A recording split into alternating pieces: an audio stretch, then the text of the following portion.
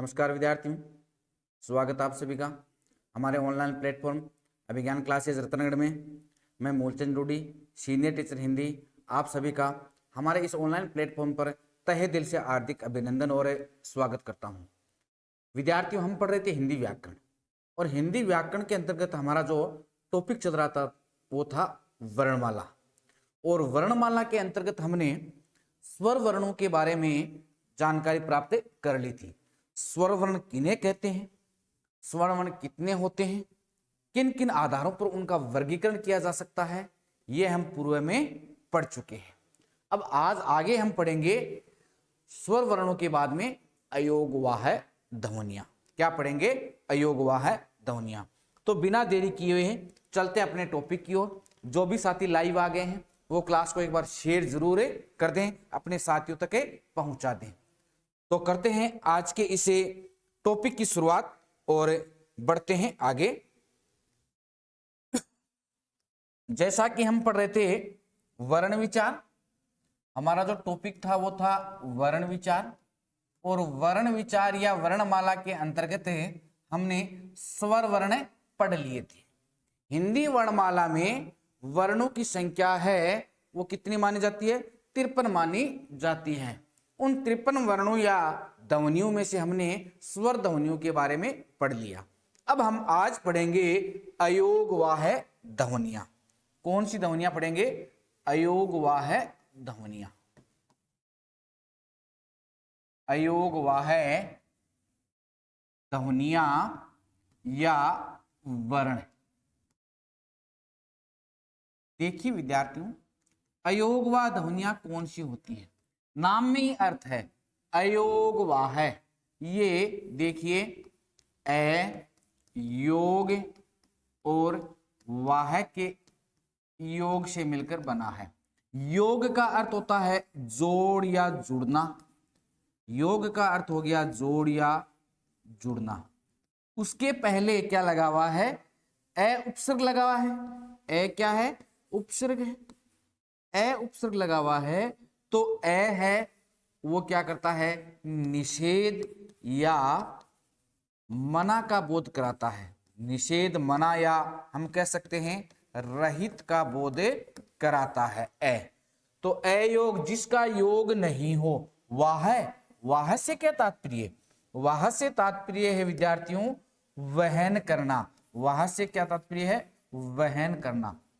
तो इस प्रकार हमें कह सकते हैं कि वे ध्वनियां जिनका अन्य वर्णों के साथ क्या नहीं हो? योग तो नहीं हो, योग नहीं हो, लेकिन फिर भी उनको वहन किया जाता है, तो उन ध्वनियों को हम क्या कहेंगे? अयोगवाह ध्वनियां कहेंगे। तो सामान्य अर्थ ये हो गया अयोगवाह ध्वनियां वे ध्वनियां जिनका किसी अन्य वर्ण के साथ या अन्य किसी ध्वनि के साथ योग तो नहीं है, लेकिन फिर भी उसको वहन किया जाता है, उसको साथ में ढोया जाता है। तो उन्हें हम क्या कहेंगे? उन्हें हम कहेंगे अयोगवाह ध्वनियां। चलो अगले पेज पर हम देखते हैं इसकी परिभाषा। क्या देखेंगे? परिभाषा कि अयोगवाह ध्वनियां किसे कहते हैं। तो लिखिए वे ध्वनियां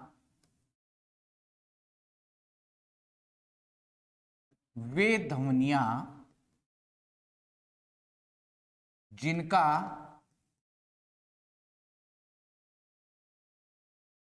अन्य किसी वर्ण के साथ वे ध्वनियां जिनका अन्य किसी वर्ण के साथ योग नहीं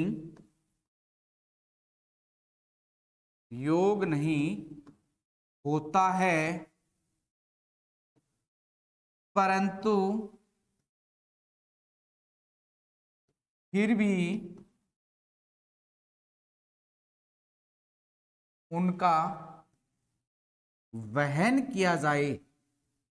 वहन अर्थात ढोना। वहन का अर्थ क्या होता है? ढोना। वहन, फिर भी उनको वहन किया जाए तो उन्हें अयोगवाह ध्वनियां कहा जाता है। अयोगवाह ध्वनियां कहा जाता है। अयोगवाह ध्वनियां कहा जाता है। यानी कि हम कह सकते हैं कि वे ध्वनियां जिनका अन्य किसी वर्ण या ध्वनि के साथ क्या नहीं होता हो, योग नहीं होता हो, फिर भी उनको क्या किया जाए, वहन किया जाए, उनको साथ में ढोया जाए, तो उन ध्वनियों को हम क्या कहेंगे, अयोगवाह ध्वनियां कहेंगे। तो वे ध्वनियां जिनका अन्य किसी वर्ण है, या आप लिख सकते हो ध्वनि अन्य किसी वर्ण या ध्वनि के साथ योग नहीं होता है, परंतु फिर भी उनको वहन किया जाता है, उनको ढोया जाता है, तो वो ध्वनियां क्या कहलाती हैं, अयोगवाह ध्वनियां कहलाती हैं। अब लिखिए, हिंदी वर्णमाला में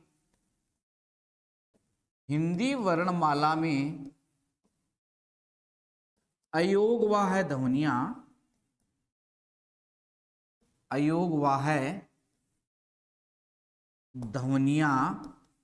निम्नलिखित हैं। देखिए, हिंदी वर्णमाला में अयोगवाह ध्वनियां निम्नलिखित हैं। अब ये ध्वनियां कौन कौन सी हैं, चलो देखते हैं। ये दो ध्वनियां हैं, कौन कौन सी हैं, अयोगवाह ध्वनियां हैं, और हिंदी वर्णमाला में कितनी है, दो हैं। कौन कौन सी, एक तो है आपका अनुस्वार और दूसरा है विसर्ग। अनुस्वार और विसर्ग, ये दो क्या हैं, अयोगवाह ध्वनियां मानी जाती हैं। कौन कौन सी, अनुस्वार और विसर्ग, दो क्या है, अयोगवाह ध्वनियां हैं।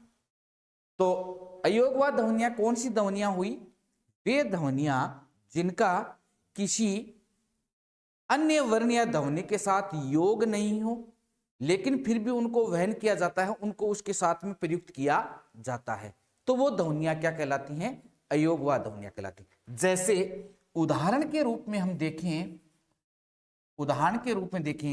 जैसे आपके सामने मैं एक शब्द लिख रहा हूं, संसार।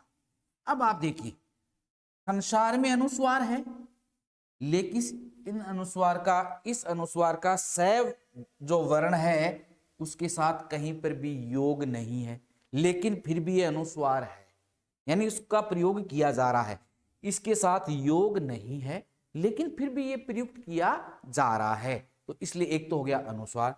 इसी प्रकार आप देखिए, एक उदाहरण ये रहा हमारे सामने, प्रातः। प्रातः में देखिए ये विसर्ग है, इसका इस तय वर्ण या तय ध्वनि के साथ कहीं पर भी कहीं योग नहीं है, कहीं पर भी योग नहीं है, लेकिन फिर भी प्रातः शब्द में विसर्ग का प्रयोग किया जाता है, विसर्ग प्रयुक्त किया जाता है। इसलिए हम कह सकते हैं कि अयोगवाह वे ध्वनियां होती हैं जिनका किसी अन्य वर्ण या ध्वनि के साथ योग तो नहीं होता, लेकिन फिर भी उनको प्रयुक्त किया जाता है, उनको वहन किया जाता है, उनको ढोया जाता है। वे ध्वनियां क्या कहलाती हैं, अयोगवाह ध्वनियां कहलाती हैं। हिंदी में अयोगवाह ध्वनियां कितनी हैं, दो हैं, अनुस्वार और विसर्ग। ठीक है, अनुस्वार और विसर्ग। तो दो ध्वनियां कौन कौन सी देखते हैं, दो ध्वनियां निम्नलिखित हैं, एक तो है अनुस्वार और दूसरी है आपकी विसर्ग। अब आपको पता है कि अनुस्वार है, इसका प्रतीक चिन्ह या हम कह सकते हैं कि लिपि चिन्ह ये होता है, देवनागरी लिपि में अनुस्वार को एक बिंदु के माध्यम से प्रदर्शित किया जाता है, और जो विसर्ग है उसका सिंबल ये होता है देवनागरी लिपि में। देवनागरी लिपि में विसर्ग को दो समानांतर बराबर बिंदुओं के माध्यम से दर्शाया जाता है। अब हम बात करें अनुस्वार के बारे में कि अनुस्वार है वो कैसी ध्वनि है। अनुस्वार, देखिए अनुस्वार जो ध्वनि है इसके बारे में हम बहुत महत्वपूर्ण बातें कुछ जानने वाले हैं। पहली बात देखिए और लिखिए आप है, अनुस्वार का उच्चारण स्थान, अनुस्वार का उच्चारण स्थान है नासिका है। उच्चारण का अनुस्वार का जो उच्चारण स्थान है वो क्या है विद्यार्थियों? नासिका है। यानी जब हम अनुस्वार का उच्चारण करते हैं तो ध्वनि नासिका से बाहर निकलती है ना। तो अनुस्वार का उच्चारण स्थान तो हो गया नासिका। नंबर 2 में लिखिए, अनुस्वार अल्प प्राण ध्वनि है। अनुस्वार है वो अल्प प्राण ध्वनि है। यानी कि हम कह सकते हैं कि अनुस्वार है उसका उच्चारण करने में श्वास की मात्रा कम लगती है, इसलिए अनुस्वार को हम क्या कहेंगे? अल्प प्राण ध्वनि कहेंगे।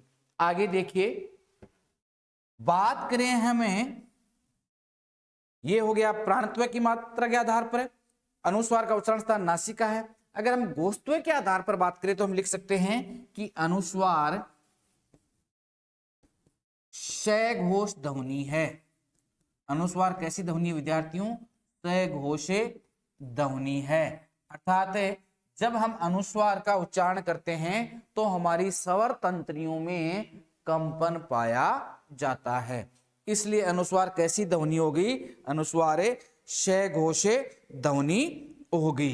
अब बात करें कि अनुस्वार का उच्चारण कैसे किया जा सकता है, या अनुस्वार का जो उच्चारण है वो किस आधारों पर किया जा सकता है, किस प्रकार किया जा सकता है।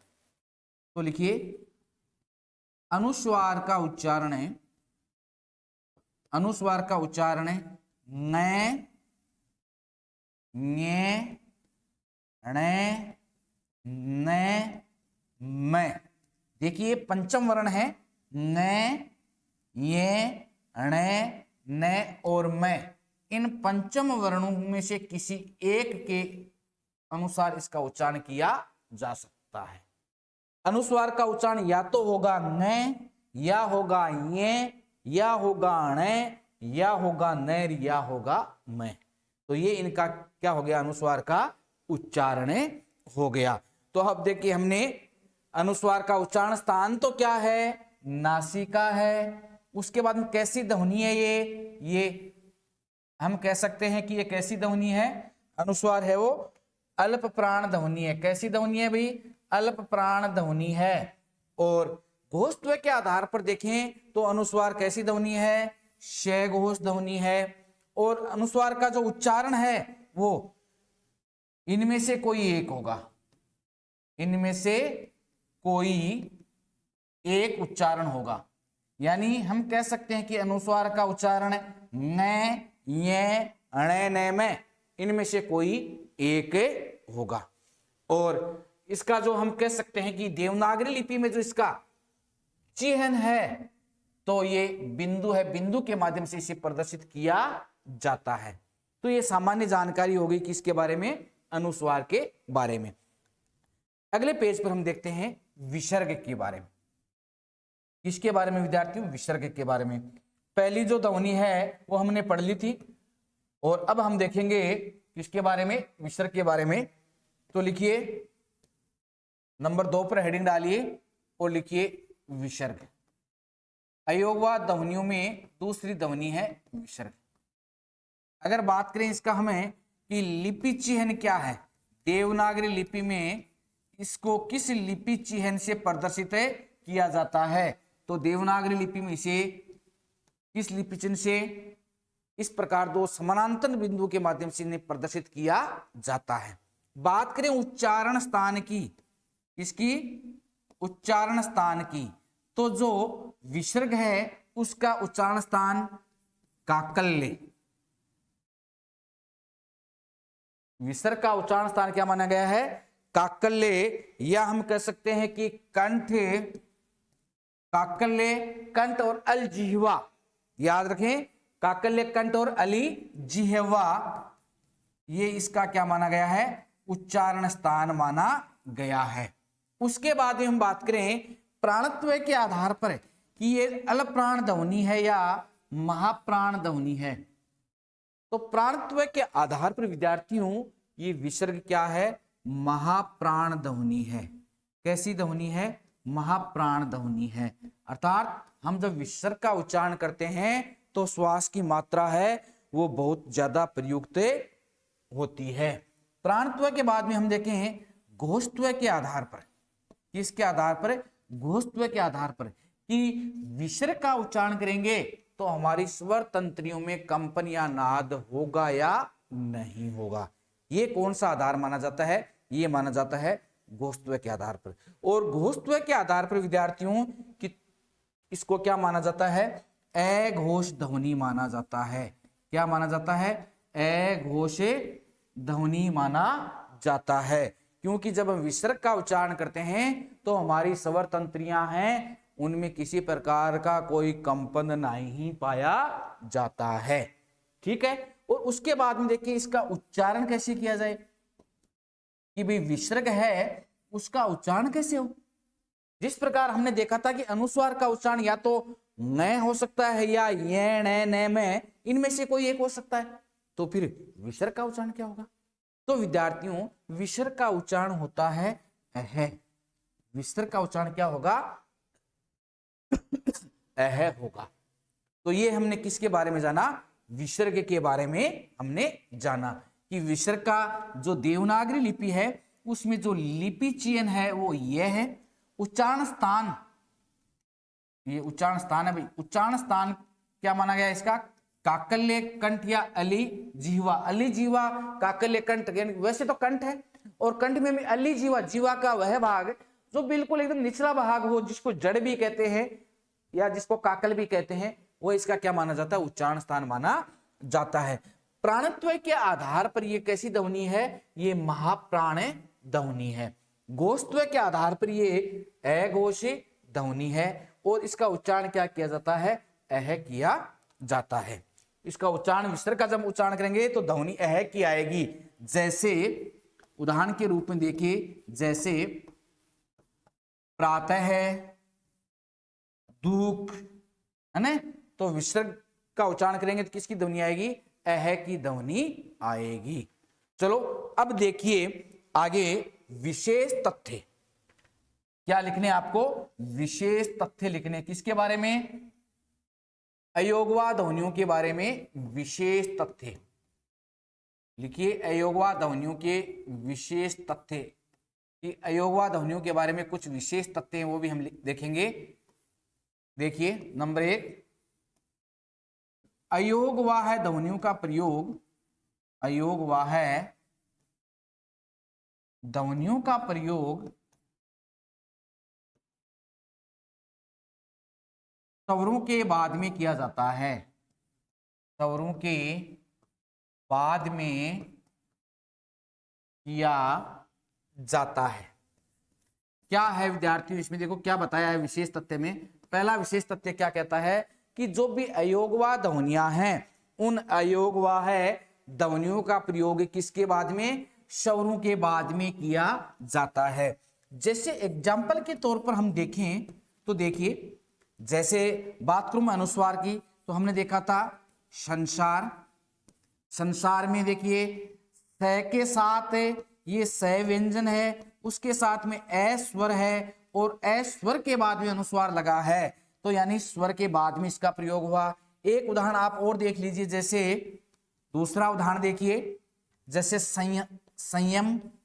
अब देखिए संयम में हम देखेंगे तो श है, व्यंजन है, उसके साथ में ए स्वर मिला है और उसके बाद में अनुस्वार है, तो इसका मतलब हम कह सकते हैं कि अनुस्वार का प्रयोग है वो किसके बाद में हो रहा है? स्वरों के बाद में हो रहा है। इसी प्रकार अगर बात करें हम विसर्ग की तो देखिए, जैसे हमने उदाहरण देखा था प्रातः है, प्रातः देखा था तो प्रातः में हम देखते हैं कि तय है, तय व्यंजन है, उसके साथ में ए स्वर मिला है और उसके बाद में विसर्ग है। तो हम कह सकते हैं कि जो अयोगवाह ध्वनियां होती हैं उनका प्रयोग सदैव स्वरों के बाद में किया जाता है। इस बात का भी आप विशेष ध्यान रखें। नंबर 2 में लिखिए, पहली विशेषता होगी। दूसरी विशेषता देखिए, दूसरी विशेषता क्या है?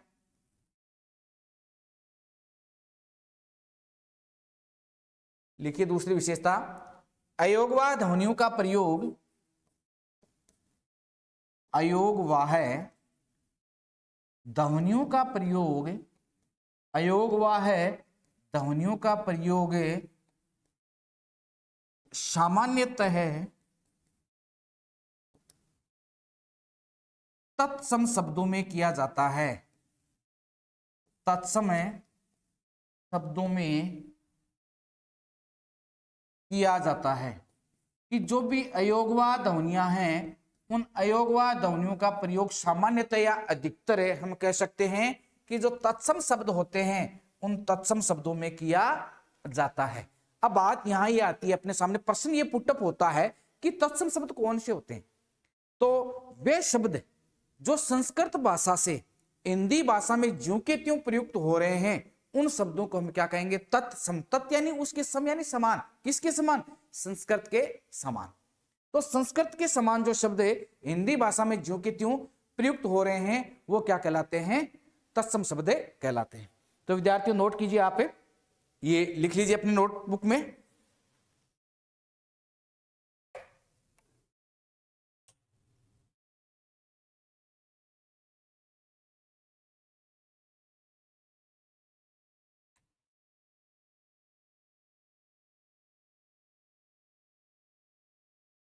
तो ये हमने पढ़ा किसके बारे में? अयोगवाह ध्वनियों के बारे में। अयोगवाह ध्वनियां कितनी होती हैं विद्यार्थियों? हिंदी वर्णमाला में अयोगवाह ध्वनियों की संख्या 2 है, अनुस्वार और विसर्ग।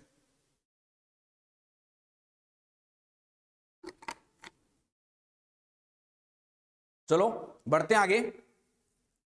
आगे फिर देखते हैं व्यंजन वर्ण। आगे लिखिए, सबसे पहले हमने स्वर पढ़े, अयोगवाह ध्वनियां पढ़ी। अब आगे देखिए व्यंजन वर्ण। व्यंजन वर्ण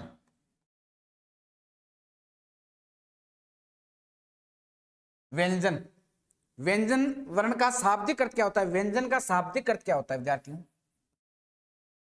शाब्दिक अर्थ, या हम कह सकते हैं कि बोलचाल में व्यंजन शब्द है उसका प्रयोग किसके लिए प्रयुक्त होता है? तो व्यंजन शब्द मुख्यतः 2 शब्दों के लिए प्रयुक्त होता है। एक तो हम कह सकते हैं कि जो पकवान होते हैं, पकवान, उनके लिए भी तो व्यंजन शब्द प्रयुक्त किया जाता है, और दूसरे होती हैं जो वर्ण या ध्वनियां हैं उनके लिए भी व्यंजन शब्द का प्रयोग किया जाता है। एक होता है विद्यार्थियों, आप हिंदी में ध्यान रखना, पूछा जा सकता है व्यंजन। व्यंजन क्या है? आपकी परीक्षा में समानार्थी शब्द या श्रुति सम भिन्नार्थक शब्द हैं वो भी शामिल हैं, और परीक्षा में प्रश्न पूछे भी जाते हैं। व्यंजन से क्या तात्पर्य? व्यंजन, व्यंजन किसे कहते हैं? व्यंजन होता है हाथ से चलाया जाने वाला जो पंखा होता है जिससे हवा डाली जाती है, हाथ से चलाया जाता है, उसको बोलते हैं व्यंजन। जैसे इस प्रकार हाथ से चलाते हैं ना। आजकल तो उनका प्रयोग कम हो गया क्योंकि आजकल तो इलेक्ट्रिक और फैन आ गए हैं। प्राचीन काल में जब इलेक्ट्रिक फैन नहीं थे उस समय जो व्यंजन है उसका प्रयोग किया जाता था। हमारी जो राजस्थानी भाषा में है उसमें उसको बोलते हैं बीजना। क्या बोलते हैं? बीजना। ठीक है ना। तो व्यंजन का अर्थ हाथ से चलाया जाने वाला पंखा भी होता है, व्यंजन का अर्थ पकवान भी है, और व्यंजन का अर्थ क्या है? हिंदी वर्णमाला या संस्कृत वर्णमाला के वर्ण भी क्या कहलाते हैं? व्यंजन कहलाते हैं। अब हम बात करें परिभाषा की कि व्यंजन की परिभाषा क्या होगी। व्यंजन कहते किसे हैं? तो लिखिए परिभाषा कि व्यंजन किसे कहते हैं। देखिए विद्यार्थियों, जब हमने स्वरों के बारे में पढ़ा था तो हमने क्या जाना था कि स्वर वो ध्वनियां हैं जिनका उच्चारण करने पर फेफड़ों से उठी हुई हवा मुख में बिना किसी बाधा के बाहर निकल जाती है, तो उन ध्वनियों को हमें स्वर कहते हैं। अब देखिए व्यंजन होते हैं वो स्वरों के पूर्णतया विपरीत होते हैं, यानी व्यंजन वे ध्वनियां हैं जिनका उच्चारण करने पर फेफड़ों से उठी हुई हवा मुख विवर में बाधाओं का सामना करके फिर बाहर निकलती है, तो उन ध्वनियों को हम क्या कहेंगे? व्यंजन ध्वनियां कहेंगे। हम कह सकते हैं कि व्यंजन वे ध्वनियां हैं जिनका उच्चारण करने पर मुखांग परस्पर स्पर्श करते हैं। मुखांग एक दूसरे को छूते हैं, स्पर्श करते हैं। तो देखिए परिभाषा में लिखिए, वे ध्वनियां जिनका उच्चारण करने पर, वे ध्वनियां जिनका उच्चारण करने पर, वे ध्वनियां जिनका उच्चारण करने पर फेफड़ों से उठी हुई हवा, फेफड़ों से उठी हुई हवा मुख विवर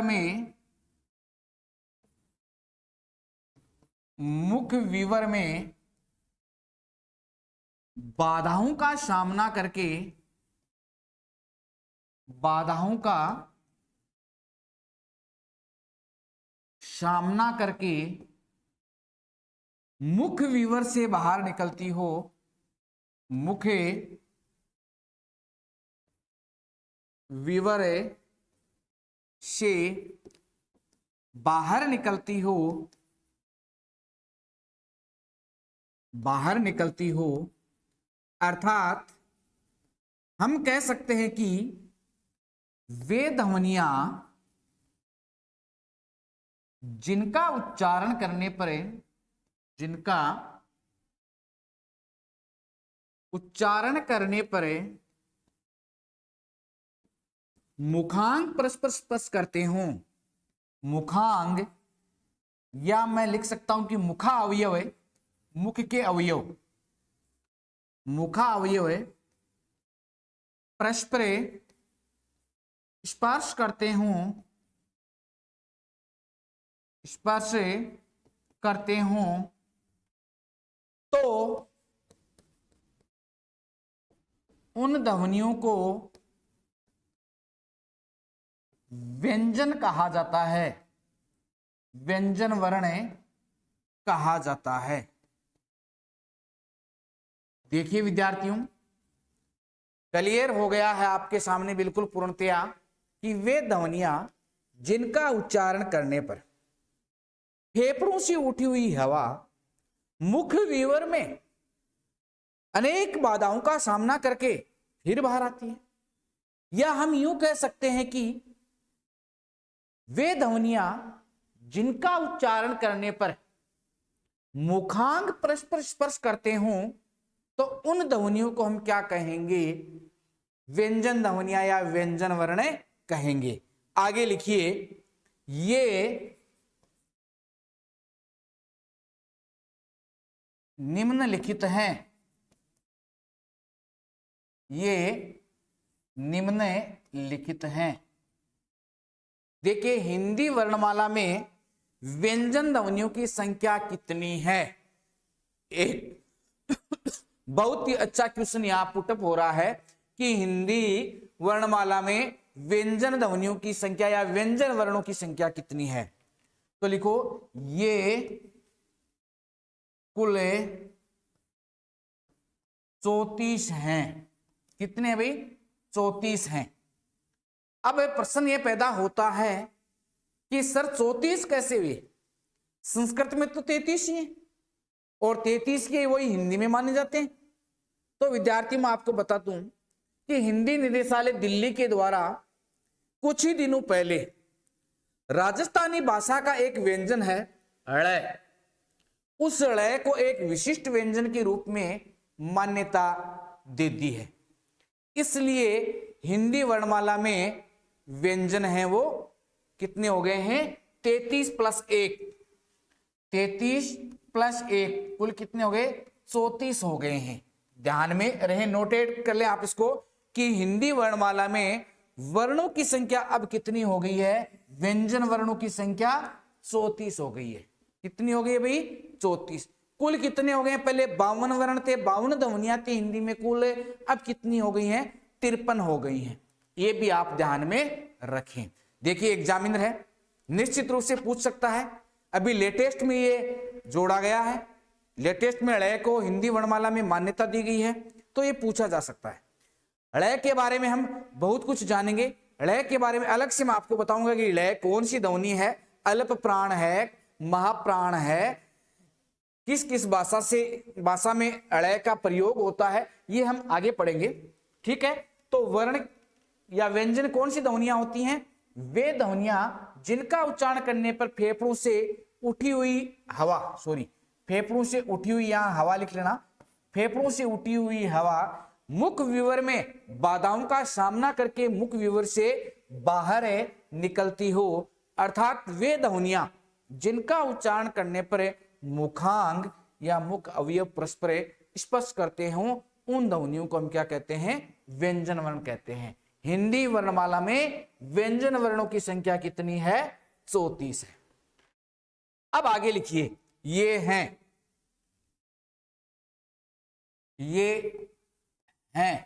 अब ये कितने प्रकार के होते हैं? देखो, स्पर्श व्यंजन, डिटेल से हम बाद में देखेंगे। स्पर्श व्यंजनों की संख्या है 25। अंतस्थ जो व्यंजन होते हैं उनकी संख्या है 4। ऊष्म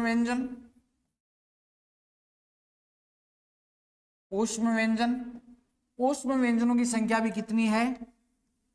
4। और उसके बाद में आप लिखिए विशिष्ट व्यंजन,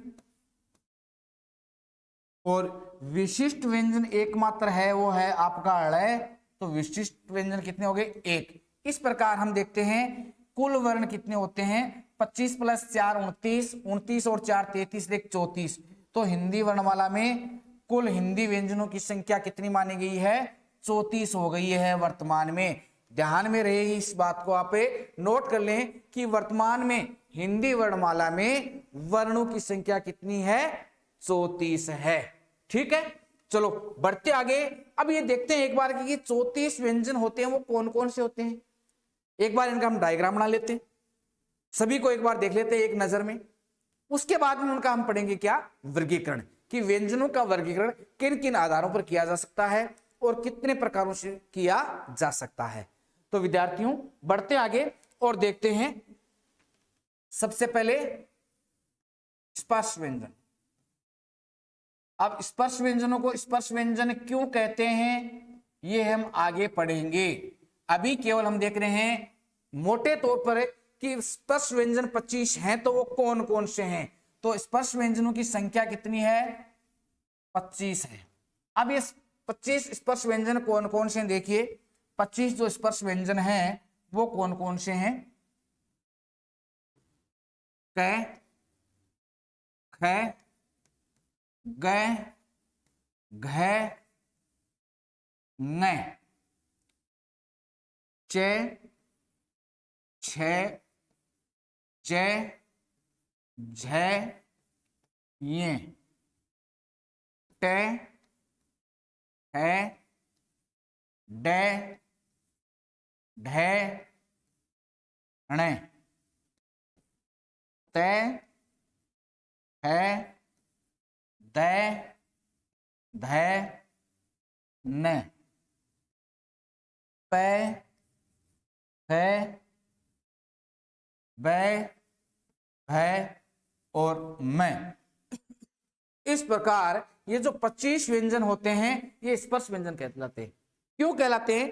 क्योंकि इन व्यंजनों का जब उच्चारण करते हैं तो जीवा है वो मुखांगों को स्पर्श करती है, मुख के अवयवों को स्पर्श करती है। अब देखिए क है, क, ख, ग, घ, न, ये पांचों वर्ण हैं, उनका एक वर्ग बनता है जिसे कहा जाता है क वर्ग। क्या कहा जाता है विद्यार्थियों? क वर्ग कह सकते हैं हम कि वो क वर्ग हो गया। इसी प्रकार च, छ, ज, झ से क्या बन गया आपका? च वर्ग। च वर्ग। ट, ठ, ड, ढहने से ट वर्ग। त, थ, द, धने से त वर्ग। प, फ, ब, भ में से म वर्ग। कौन सा वर्ग हो गया? म वर्ग हो गया। ये त वर्ग हो गया और ये हो गया आपका म वर्ग। इस प्रकार ये जो 25 वर्ण होते हैं इन्हें स्पर्श व्यंजन तो कहते ही कहते हैं, इनके अलावा इन्हें क्या कहा जाता है, इन्हें कहा जाता है विद्यार्थियों वर्गीय व्यंजन। क्या कहा जाता है, वर्गीय व्यंजन भी कहा जाता है।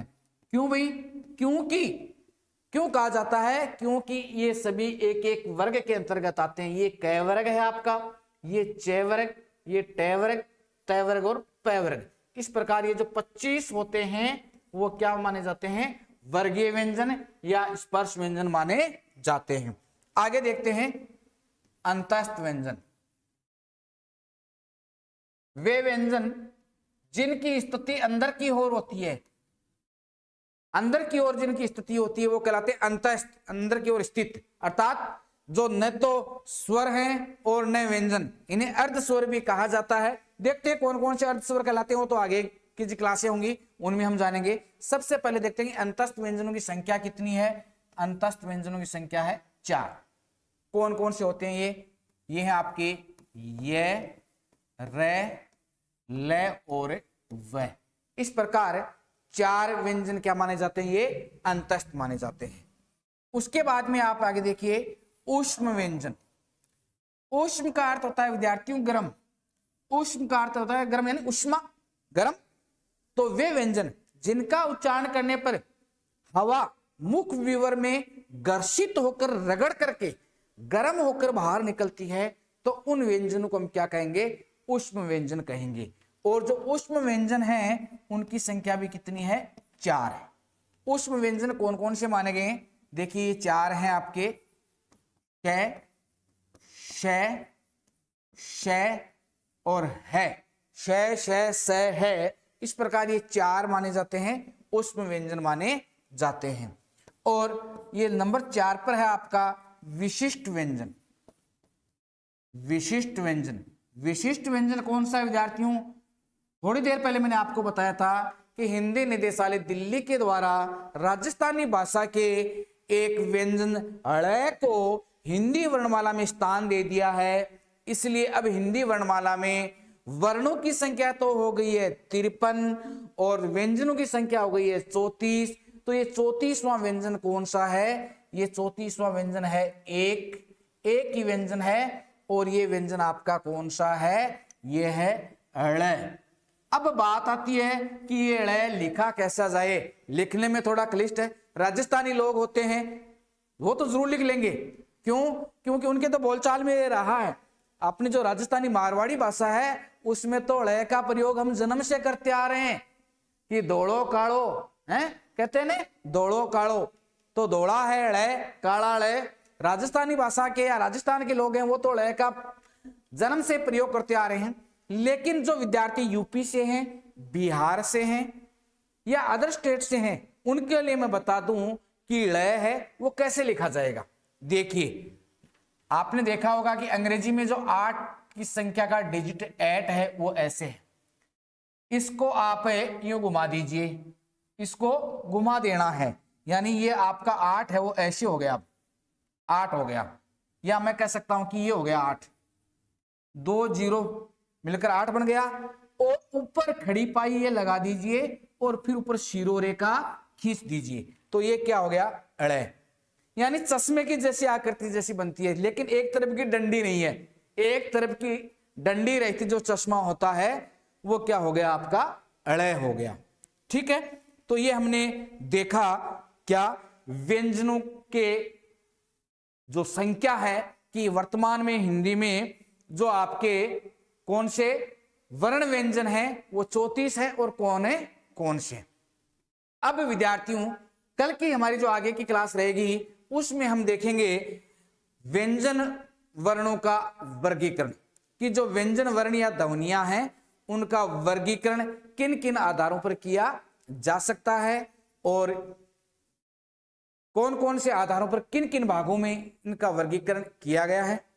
आज की हमारी जो क्लास है ये हिंदी व्याकरण की क्लास है, वर्णमाला से संबंधित है, जो कि आगे आने वाली प्रतियोगी परीक्षाओं जैसे प्री डीएलएड यानी बीएसटीसी, पीटीईटी, इसके अलावा आपका चतुश्रेणी कर्मचारी का एग्जाम होने वाला है, इसके अलावा पटवार है, एलडीसी है, वीडियो है, रीटमेंस हिंदी है, उसके अलावा वरिष्ठ अध्यापक हिंदी है, और अनेक जो प्रतियोगी परीक्षाएं जो केंद्र सरकार के द्वारा भी प्रायोजित की जाती हैं, उन सभी प्रतियोगी परीक्षाओं के लिए हमारी क्लास ये बहुत महत्वपूर्ण रहने वाली है। तो विद्यार्थियों निश्चित रूप से आप बने रहे हमारे साथ। देखते हैं एक बार आज हमने क्या पढ़ा। सबसे पहले हमने शुरू किया था हिंदी वर्णमाला, और हिंदी वर्णमाला में हम पढ़ रहे थे अयोगवाह ध्वनियां, और अयोगवाह ध्वनियों के बारे में हमने जान लिया कि अयोगवाह ध्वनियां कितनी होती हैं, 2 होती हैं। कौन कौन सी होती हैं अयोगवाह ध्वनियां? एक तो हो गया आपका अनुस्वार, और दूसरी अयोगवाह ध्वनि कौन सी होती है? विसर्ग। तो ये हमने पढ़ लिया। उसके बाद में हमने जान लिया व्यंजन वर्णों के बारे में, और कल की हमारी जो क्लास रहेगी, अगली क्लास, वो रहेगी हिंदी वर्णमाला के व्यंजन वर्णों का वर्गीकरण। तो बने रहे अभिज्ञान क्लासेस रतनगढ़ के साथ। मिलते हैं एक नई क्लास के साथ, तब तक के लिए जय हिंद जय भारत।